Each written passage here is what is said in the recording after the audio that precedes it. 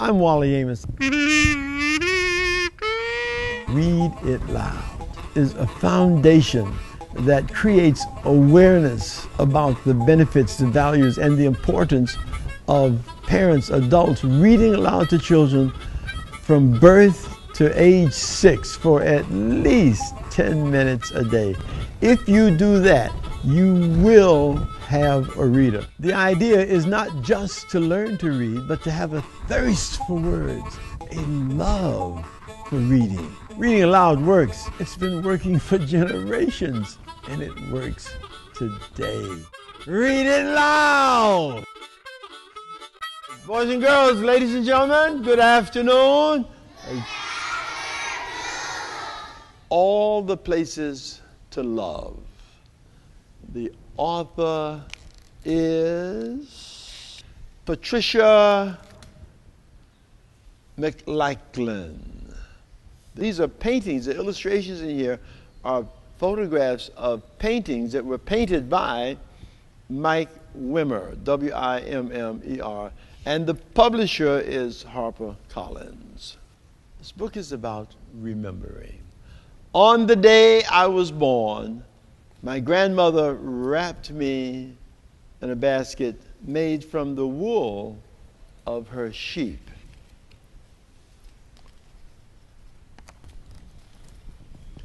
She held me up in the open window so that what I heard first was the wind. What I saw first were all the places to love. The valley, the river falling down over rocks, the hilltop where the blueberries grew. As I shared that, I thought of you guys living in this environment where you have the mountains, you have the ocean. It's a pretty beautiful place to be raised in. And as you grow older, perhaps, you will have memories of growing up. My grandfather was painting the barn. And when he saw me, he cried.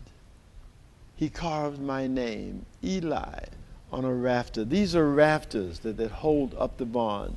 So he carved my name, Eli, and there's Eli carved there on a rafter beside his name and grandmother's name and the names of my papa and mama.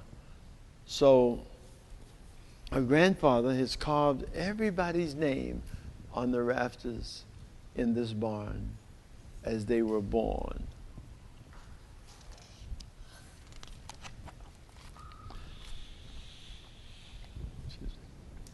Mama carried me on her shoulders before I could walk through the meadows and hayfields. The cows watched us and the sheep scattered. The dogs ran ahead, looking back with sly smiles. When the grass was high, only their tails showed. So this is a painting. Isn't it beautiful, though?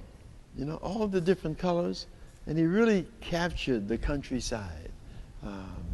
It's a great way to illustrate a book. When I was older, Papa and I plowed the fields. Where else is soil so sweet, he said. Once Papa and I lay down in the field holding hands, and the birds surrounded us.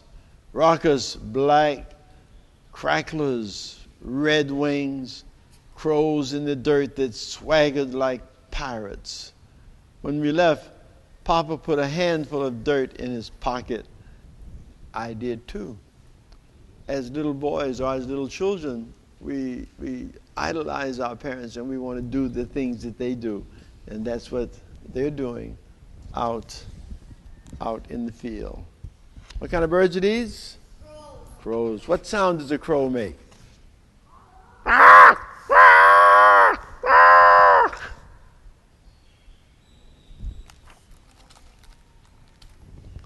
My grandmother loved the river best of all the places to love. That sound, like a whisper, she said, gathering in pools where trout flashed like jewels in the sunlight. Grandmother sailed little bark boats downriver to me with messages. I love you, Eli, one said. So, growing up in an area like Waimanalo is a greater experience, I believe, than growing up in the big city, because you have experiences and you have memories that really help to keep you closer to the earth, keep you closer to nature, and I think that's a really good experience to grow up in. We jumped from rock to rock to rock across the river to where the woods began, where bunchberry grew under the pine needle path and trillium bloomed. Under the beech tree was a soft, rounded bed where a deer had slept, and there is where that deer slept. The bed was warm when I touched it.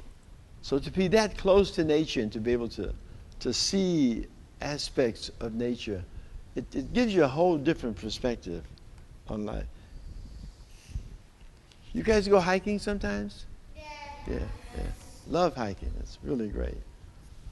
And you can hike year round here because the weather is always great.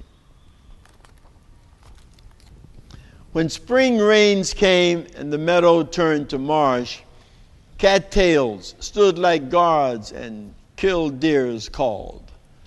Ducks nested by marsh marigolds, and the old turtle, his shell all worn, no matter how slow, still surprised me.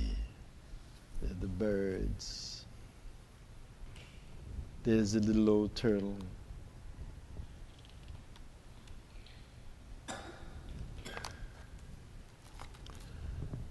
Sometimes we climb to the place Mama loved the best, with our blueberry buckets and a chair for my grandmother, to the blueberry barren where no trees grew, the sky an arm's length away. Sometimes on those great days when you're up in the mountains and the sky looks so close that you think you can just reach up and touch it.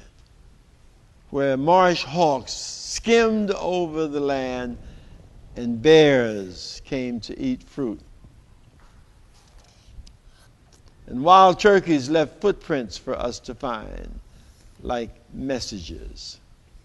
Where else, said my mama, can I see the sun rise on one side and the sun set on the other?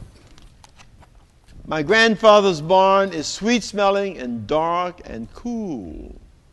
Leather harnesses hang like paintings against old wood, and hay dust floats like gold in the air. Grandfather once lived in the city, and once he lived by the sea, but the barn is the place he loves most. Where else, he says, can the soft sound of cows chewing make all the difference in the world? I love these paintings, though. They are really nice. Because the words and the paintings obviously help to tell the story. Today, we wait, him sitting on a wooden slat chair and me on the hay, until much later my grandmother holds up a small bundle in the open window, wrapped in a blanket made from the wool of her sheep. and my grandfather cries. So what he's now doing also is remembering and reliving his birth and the experience that he had. Now, here comes his brother that will have that same experience. So the tradition just continues on, and the memories are deep within your soul. Together, we carve the name Sylvie in the rafter, beside the names of grandfather and grandmother, and my mama and papa, and me. My sister is born.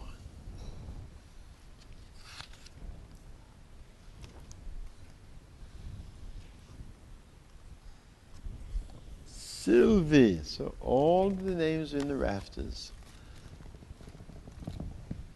Someday I might live in the city. Someday I might live by the sea. But soon I will carry Sylvie on my shoulders through the fields. I will send her messages downriver in small boats. And I will watch her at the top of the hill trying to touch the sky.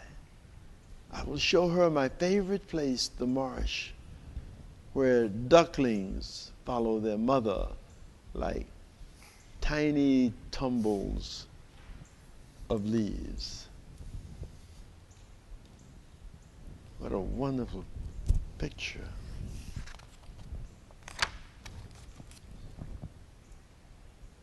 And life continues. There's Sylvie now.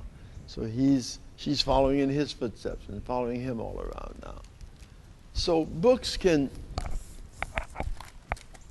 remind you of times that you've long forgotten. They can take you back to places that might no longer exist. Thanks for reading, guys. Thanks for being a great audience. Bye-bye.